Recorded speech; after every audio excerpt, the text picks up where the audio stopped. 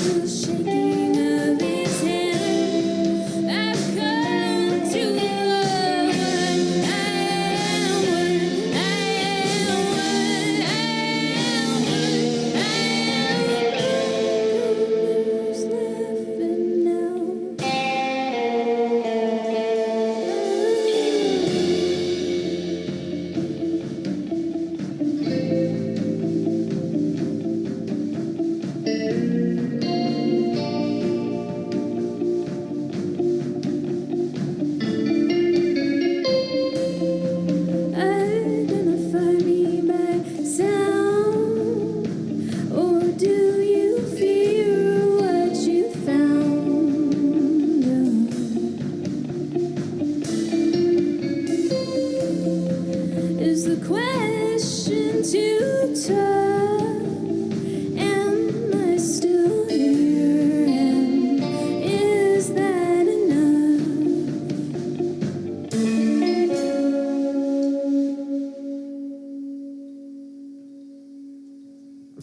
Woo. Thank you, Antonioni. Thank you. So thank you for coming back. Thanks for having us. You've recently put out a new EP, which I've been listening to on Spotify. Let me stand here so I'm not awkwardly back here. Hello. We did, yeah. We just put out The Odds Were All Beating Me, our last EP. That was January. Yeah. How do you think that EP compares to your previous albums? This last one, The Odds, has the songs, the writing was much more collaborative. So that's kind of one change from our first EP.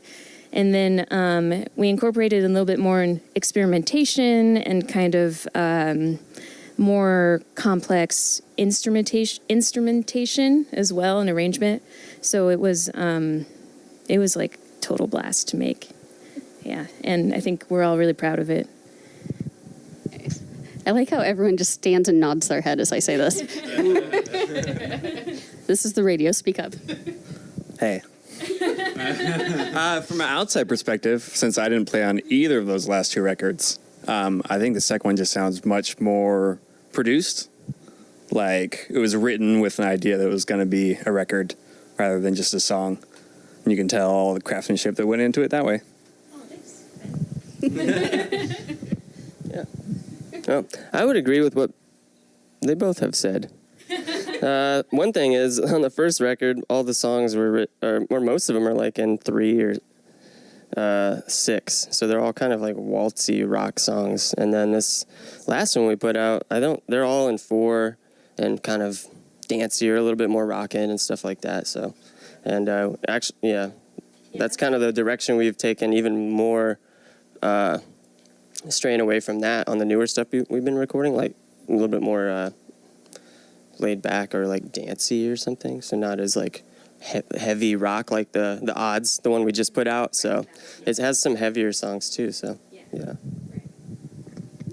Hi. Where can people find this EP? You can find it on Bandcamp, Spotify. We're on Instagram. We have a website. Anywhere you can find Antonioni, our album will be there. But yeah, Bandcamp. It's also on SoundCloud. Your mic's there. Oh, The Antonioni Band, to be clear, because Antonioni will pull up the director in all of his films, and not us, Don't usually. mention that. I don't want to get sued right now. Later. Tell me more about the recording process for the EP versus, like, I know you've just recorded some new stuff coming out too. Yeah. That last EP that we just put out, we recorded with Rick Hogue in Soto. And for the LP that we're going to be putting out maybe in the fall-ish, we went to Anacortes and recorded in The Unknown.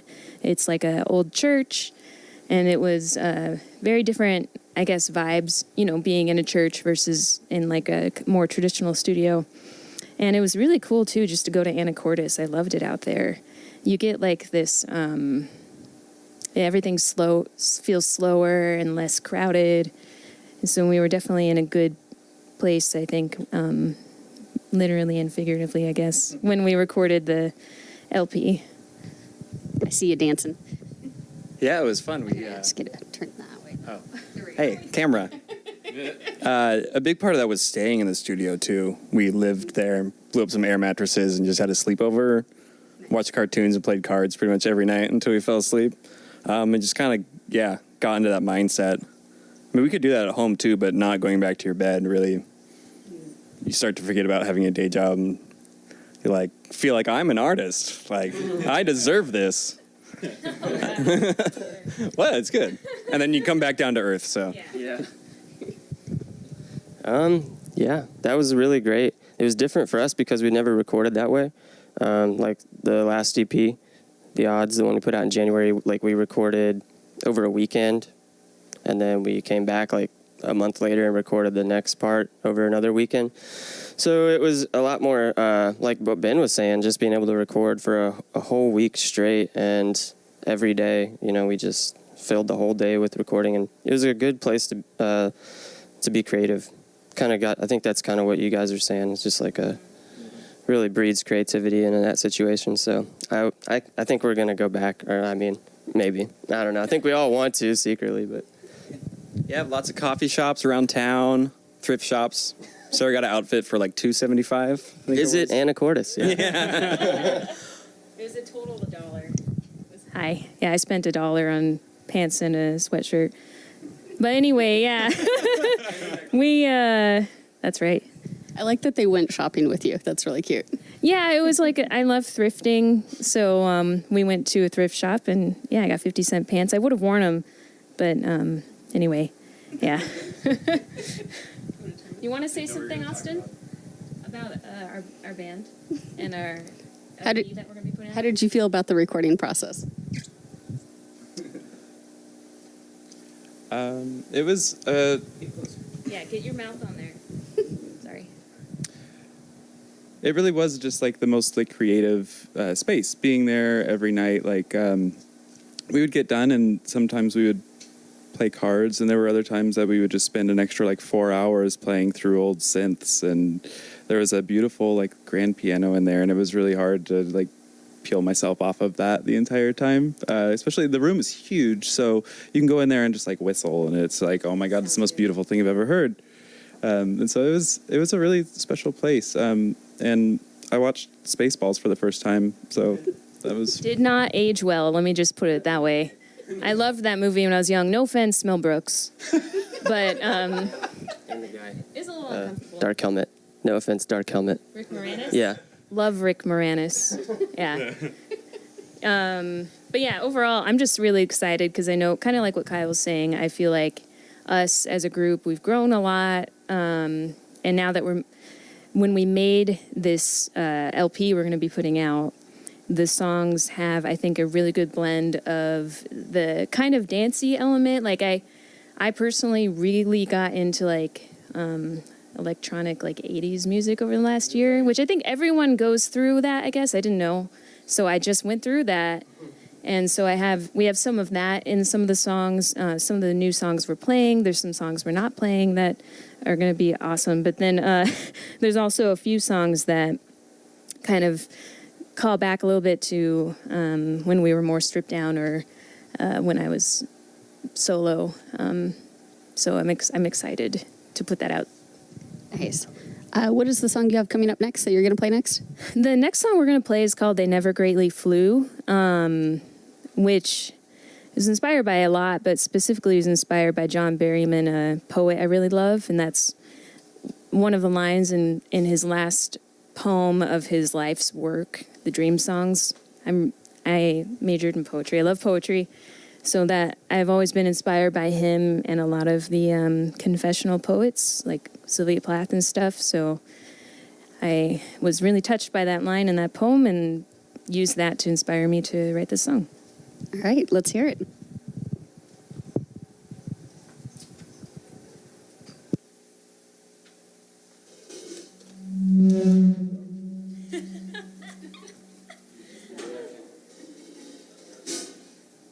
Everyone just turn off their radios. Oh, hang on. You know what I didn't do? Tune. Hey, Portland, I hope you're having a great day.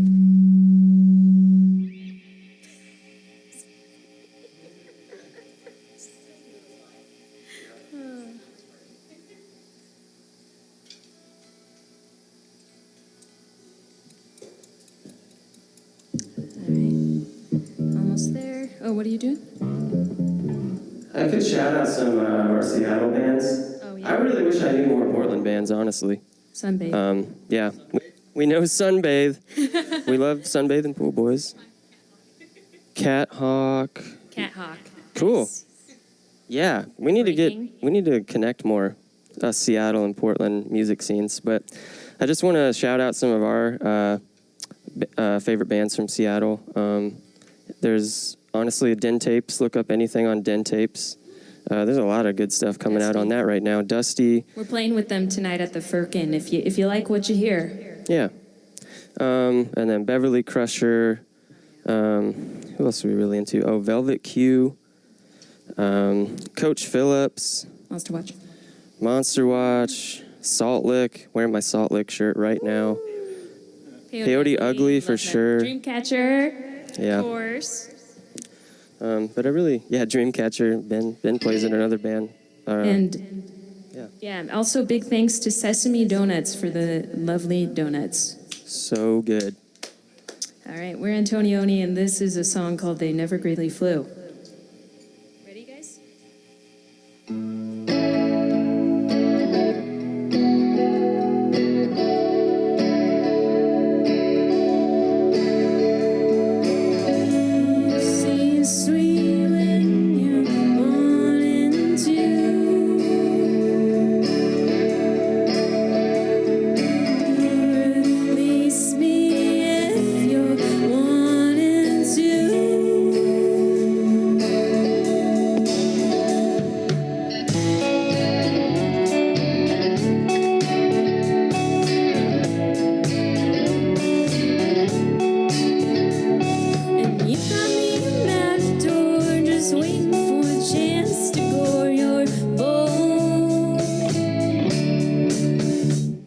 I've seen this look of love before, the astronomic Commodore, you're full of it.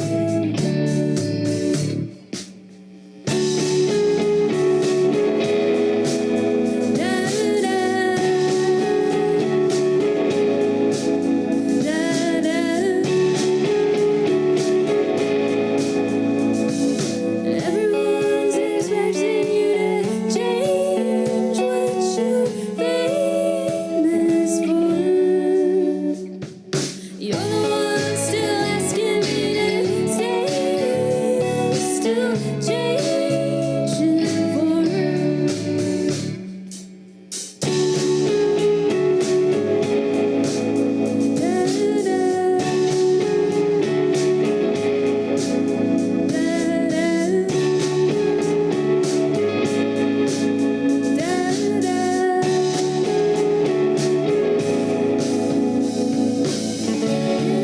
invisible, flightless bird, did you ever surprise me? Invisible, flightless bird, did you ever surprise me?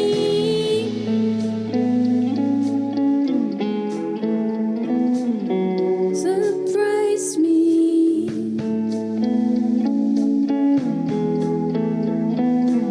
Surprise me.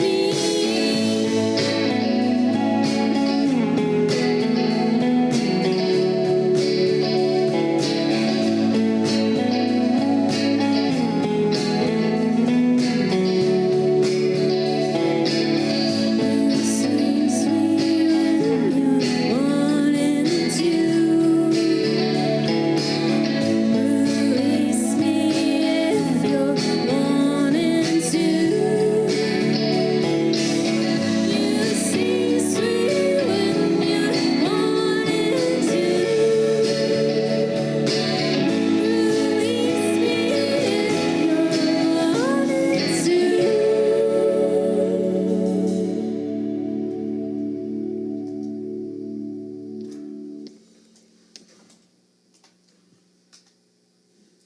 Ooh, thank you, Portland. Hope you're enjoying your drive or whatever you're doing. Thank you for having us, KPSU. Thank you, everyone who's in this room, all the camera work from this wonderful college. Thank you so much. And this song's called Mouth Breather. Mouth Breather.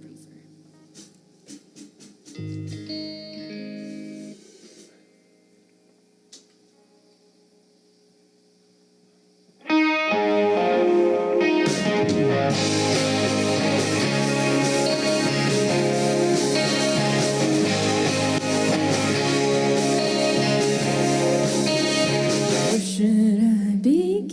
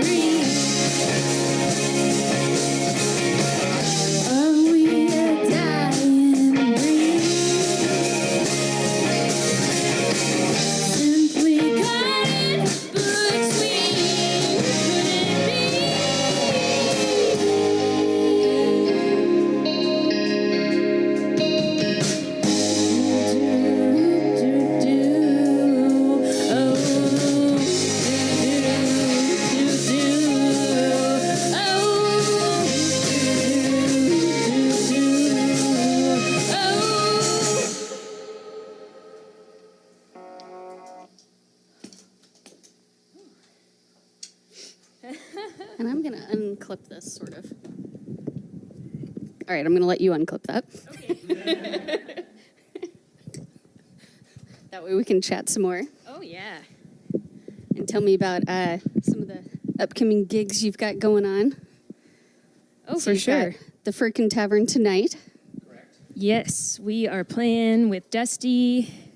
Who's the other? Mouth breather? Oh, really? Did you not know that? Mouth Breather. That's funny. That's the name of our song we just played. And they have performed here before. Oh, They're fun. That's amazing. Oh, I almost swore. Whew, I got excited because of the name. Sorry. Okay.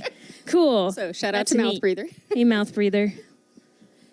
Yeah, we're doing that. And then tomorrow we're playing in Olympia at a house venue called Hobbit Home. Hobbit House? Hole. Hobbit Hole. All right. I knew Just it like was the Lord of Tolkien thing. Rings. Yeah. And then Sunday we're going to Seattle to play a house show, and Sunbathe is going to be playing with us, so we love them. Portland band. But yeah. And of course, you gave some shout outs to some of your Seattle homies and bands. Let's talk about some of the albums you've been listening to. What albums have you been listening to? Well, since you said that, all I can think of is Peyote Ugly's new one called Jackdaw. That's not the song, right? That's the whole EP. I think it's the whole EP and It the is song. super excellent. really good, I can't yeah. recommend it enough. Yeah. Next. Come on over. I'm going to make you come over. Yeah, here. yeah, that's There you fine. go. Hello.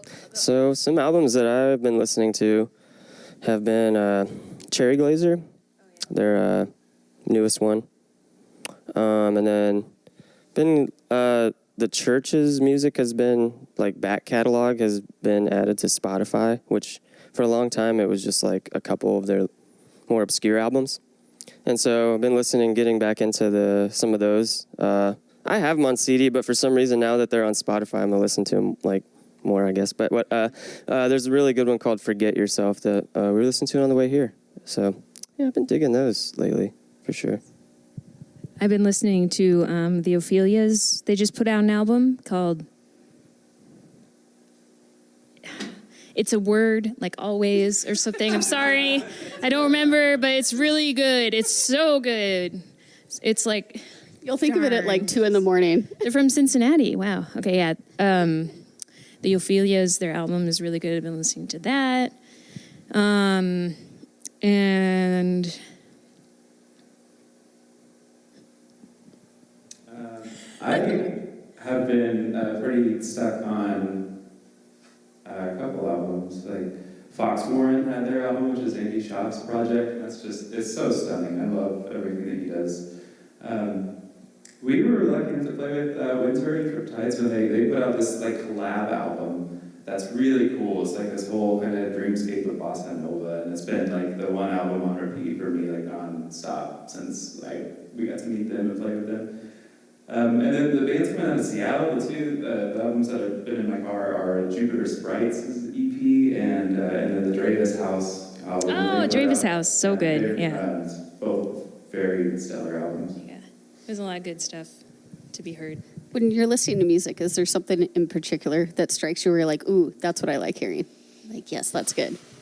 I've always been a big sucker for lyrics, so great lyrics really get me. That's actually why one of the many reasons why I love that Ophelia's album is that there's some really great lyrics on there.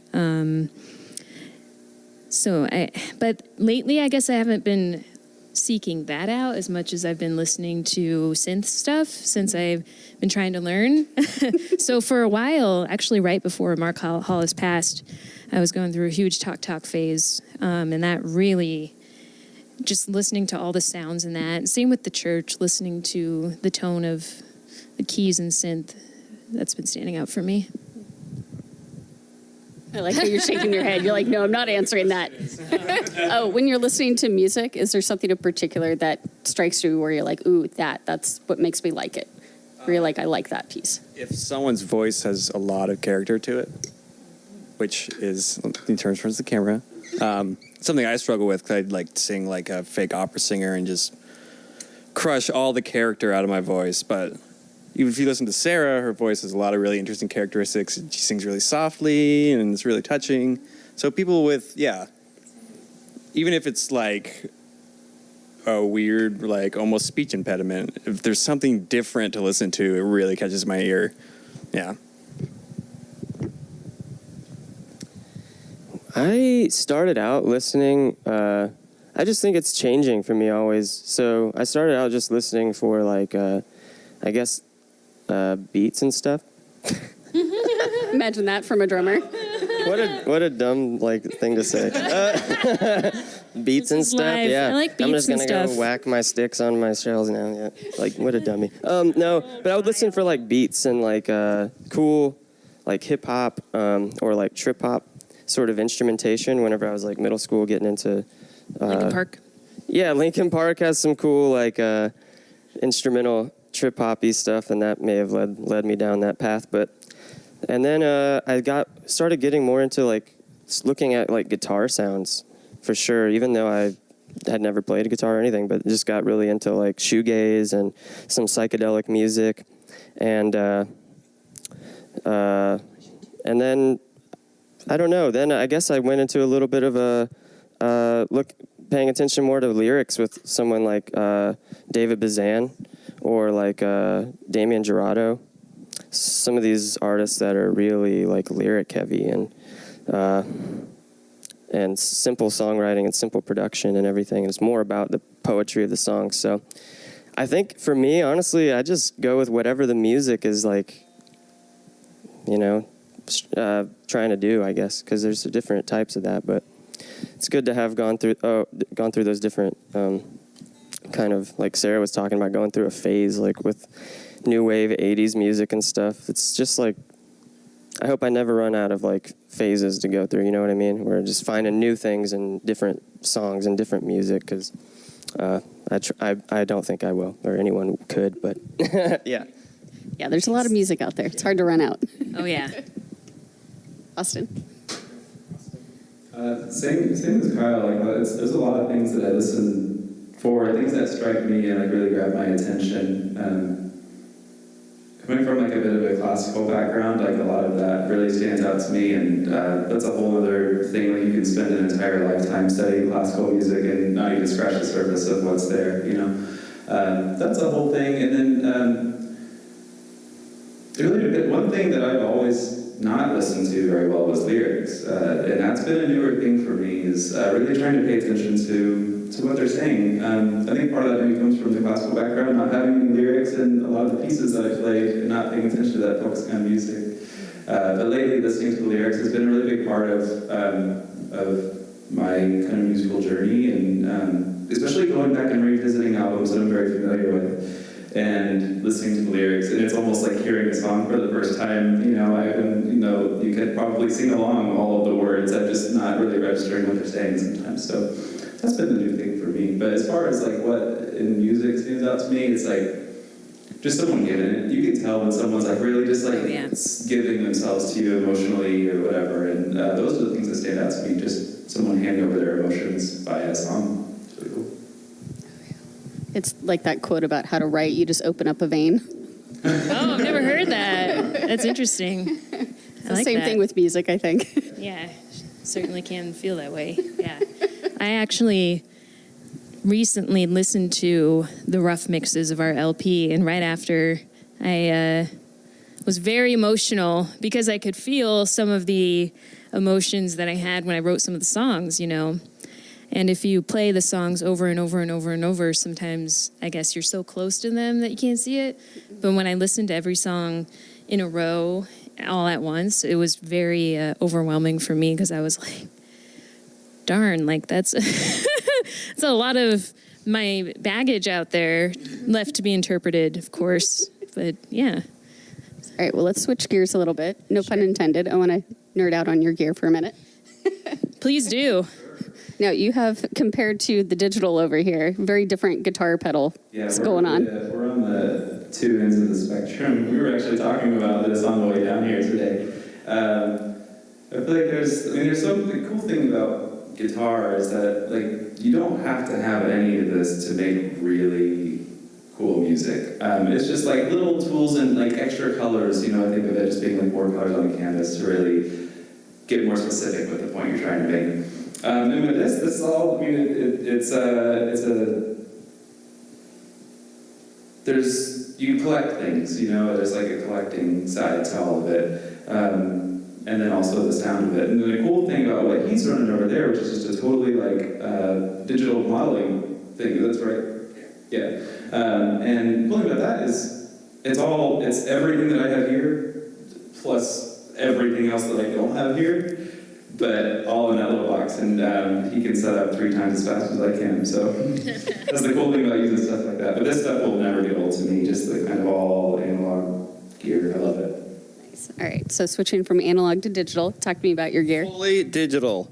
I actually got this to use for guitar. It's a little much for bass, but I also don't need anything else. So I've gotten rid of so much of my bass gear, and I'm just whittling it down. I was going to get a smaller amp, just bring the one bass to shows, just really compressing, combining everything. It's the bare minimum I could bring. If I get a smaller amp, I can carry everything into the gig in one go, like one big jaywalk across the 6 lanes. Which seems like how we're always loading in. That's how we got into here. Had to wheel that thing across? No, it's not a great look. But yeah, I need to look super complicated, but I don't have any cables to plug in. Austin's got like 50 over there. Look at that. So many things could go wrong. Yeah. And do go wrong. And yeah, he's a realist. All right, talk to me about your drums. Ben's a realist. I'm rocking it's one of those things I've never really known how to say. This is really dumb too. As a drummer, I've never known how to say the brand of my drum kit. Maybe someone can help me out. Is it Tama or Tama? I think it's Tama. I don't know. I've always had Tama. It's Tama. So, well, Darren's gonna kill me if he. But so I have a Tama Star Classic. It's birch kit, which I always wanted a sparkle kit. Mostly, it's really pretty, and so that's. Sorry, I just was looking at the kit. Yeah. Look at it. So yeah, it's really sparkly, silver sparkle, and yeah, that's the best thing about it. But no, it's a solid kit, and I look really good playing it. Oh my good lord. No, but seriously, I do want to talk about my cymbals because those Here's are the kind of money. like the effects pedals for drummers, I would say. Since we're talking about like pedals, this past 2. You got a funny shape one.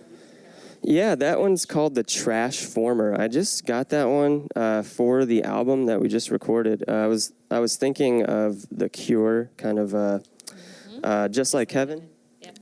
That one song that they go kind of like that. And so that was the sound I was going for, and I have it mounted on my hi-hat so that actually that last song we played, I think I used it. Yep. Yep. So I like that. I've never had any kind of like, it's very small. I've never had a cymbal like that before. I think it's like 8 inches or something. But otherwise, yeah, it looks like it's got run over. It's purposefully like banged up, which gives it that trashy sound. I would say that most of my cymbals are very washy and kind of, I have a Dream and then all the rest are Zildjian. But the Dream cymbal is a small Canadian company that makes hand probably and machine hammered, I can't remember, but really high quality. No, they're all hand because they're all different. Hand hammered cymbals, and they're known for kind of like their breathy sort of trashiness and darkness. So I really like that. And my Zildjian cymbals, my ride, 20-inch ride, are more for like jazz. They're kind of like jazz. K Customs is what I've got, and so. They fit really well all together, and probably the most unique thing, I guess, is that I don't have your standard hi-hats. I'm rocking some 16-inch crashes, 2 different brands. One has a chip in it, and one time I forgot my hi-hats, my 14-inch kind of standard. Those are standard size, whatever. Most people have those that size practice, but I happen to have 2 16-inch crashes, and I put them on, and they just sounded really not as bright and cutting through, like harsh on your ears, I guess. And I really like kind of the midsy, like washy sound that these hi-hats have. And they're pretty mellow, so, but they're way bigger than most hi-hats, I would say. So they're kind of They're kind of a thing I made up because they're not even hi-hats or crashes. So that's me. I don't know how you're going to follow that. I know. I have a guitar. Which is also sparkly. It is sparkly. Yeah, It does have a sparkly strap and some gold stars. I guess so. Yeah, that was unintentional. I just like decorating it, and I have Don't a let few anyone dull petals. your sparkle. It's okay. Oh, thank you. Yeah, I just I like to say I just work here. I just have petals. I have drive, and I'm not even using my soul food right now because I've been doing the OCD, and I am addicted to my chorus and my carbon copy. Those are my. Yeah, you have a little combo Babes. of both analog and digital going on down there. It looks like. Would you say that, Austin? Yeah, the vocal stuff's all. Okay. I come from an acoustic guitar background. I played acoustic guitar for like over 10 years, so I'm not, this is all kind of new to me, which is fun. But yeah. What inspired you to start playing the keys? I've always wanted to, and like I was saying, I think with just the new wave stuff that I've been inspired by, I wanted to explore what else I could do besides just playing guitar all the time. And yeah, it's been a fun adventure. There's a lot of keys on the next album and piano. Cool. All right. What song are you going to play next? We've got 2 more songs, and the next one's going to be called Puck. Maybe it's hockey, maybe it's Shakespeare, we don't know. And then the song after that doesn't really have a name. So It must that be will new. be our last one. They're both new, yeah. So thank you. Let's hear Thanks it. for having us. Again.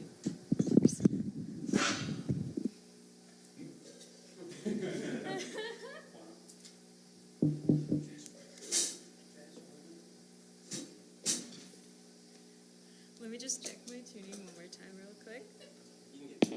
What was that?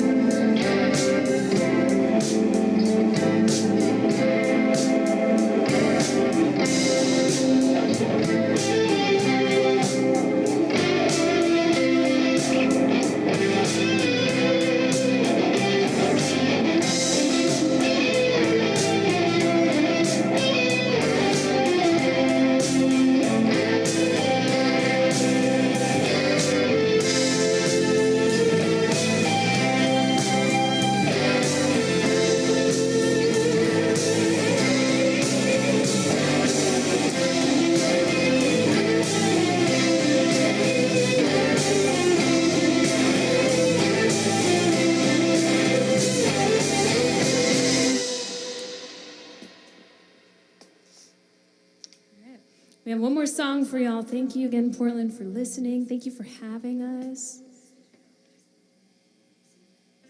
We're Antonioni. You're listening to KPSU and us. This is our last song. Doesn't have a name. If you have a name idea, please feel free to message it to us on Instagram.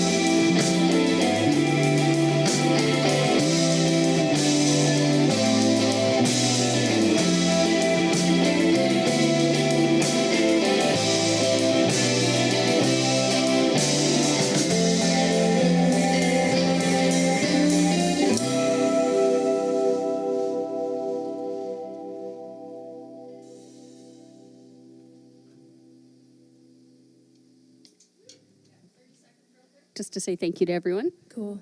Thank you, everyone. So thank you to Sesame Donuts for hooking us up with the amazing donuts every week. We love you and appreciate you so much. They're located just across from Lincoln Hall in the PSU Park blocks. I love you, Sesame Donuts. They have vegan and gluten-free options for those who need them. Thank you to PSU TV. You guys are awesome. I really appreciate all that you do here, too. And, of course, Lee, the fabulous sound engineer. He is extraordinary. Firkin tonight for Antonioni.